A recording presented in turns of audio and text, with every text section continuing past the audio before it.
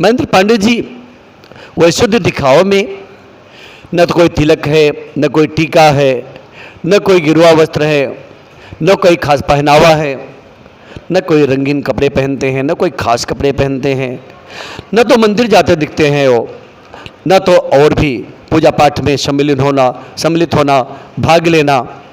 और बड़ी बड़ी कथाओं में जाना, ऐसा कुछ नहीं कभी देखने को नहीं मिलता कि वो ऐसा कभी कुछ करते होंगे। शायद ऐसा है, लेकिन सही मायने में एक दिन की बात है, मैंने जो देखा वह सच्चा धर्म क्या है वह प्रमाण उनसे प्राप्त हुआ। तो जो मैंने देखा कि एक दिन की बात है, एक दिन की घटना है, वो जॉब करते हैं, ड्यूटी करते हैं, नौकरी करते हैं और नौकरी में वो काम पे गए हुए थे और उस दिन की जो सच्ची घटना है बहुत ही दिल को समझने वाली घटना है, मन में बसाने वाली घटना है। तो उस दिन रोज की भांति, जैसे रोज वो ड्यूटी जाया करते थे, काम पे जाया करते थे, नौकरी पे जाया करते थे, रोज की भांति आज भी गए और जाते हुए घर से उन्होंने कुछ खाया पीना नहीं, कुछ खाना भी नहीं खाया, कुछ भी भोजन वाला ग्रहण नहीं किया और उनका टिफिन तैयार हो गया। टिफिन में 6 से 8 रोटियां रख दी गई, सब्जी रख दी गई और टिफिन लेके वो अपने काम पे, ड्यूटी पे चले गए। जाने के बाद वो लगातार अपनी ड्यूटी को करते रहे, काम को करते रहे और जब दोपहर का लंच का टाइम हुआ, भोजन का टाइम हुआ, खाना खाने का टाइम हुआ, उस समय वो अपना टिफिन लेके भोजन के लिए बैठे ही थे कि एक आदमी उनके सामने से गुजर रहा था। लगता था कि जैसे वो बहुत भूखा हो, उसे बहुत तेज की भूख लगी हो, बहुत जोरों की भूख लगी हो, पेट पतला सा,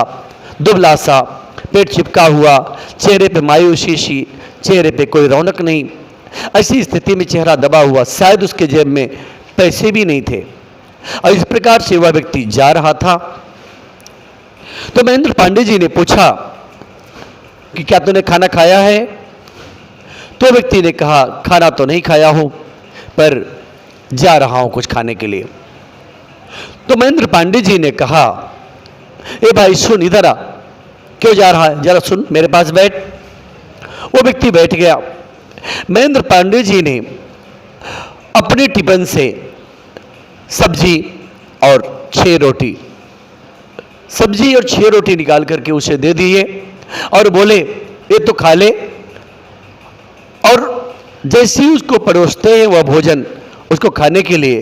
वो व्यक्ति देखते ही देखते 6 रोटी और सब्जी कब खा गया पता ही नहीं चला। जैसे लगता था कई दिनों से भूखा व्यक्ति था, वो व्यक्ति कई दिनों से भूखा था, इस प्रकार से लगता था उसको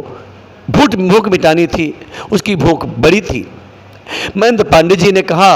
अरे भाई मैं सुबह से खाना खा के आया हूँ, ये मुझसे खाया नहीं जाएगा, अगर मैं खा लूँगा तो बीमार पड़ जाऊँगा,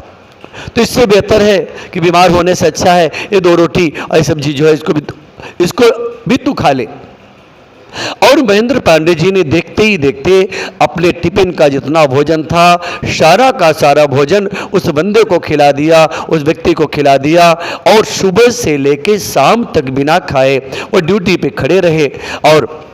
अपनी बराबर ड्यूटी निभा के शाम को 8 बजे वह घर लौटते हैं। उसके बाद वह घर पे ही भोजन करते हैं, अन्यथा और कहीं भी वह भोजन नहीं करते। तो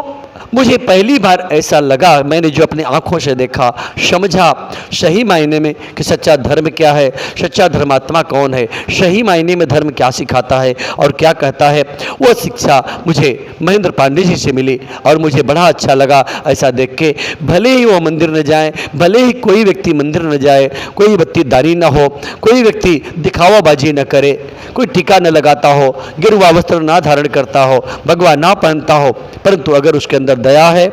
और उसके अंदर नम्रता है, शीलता है, एक दूसरे के प्रति उसके अंदर भाव है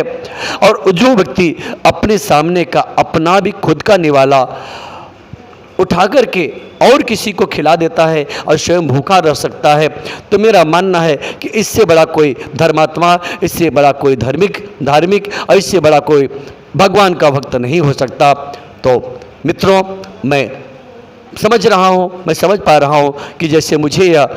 महेंद्र पांडे जी की एक कहानी, महेंद्र पांडे जी की साथ घटी घटना मुझे प्रिय लगी, अच्छी लगी, जो कहानी के रूप में मैं आप सबके सामने या प्रत्यक्ष घटना को या साक्षात कहानी को और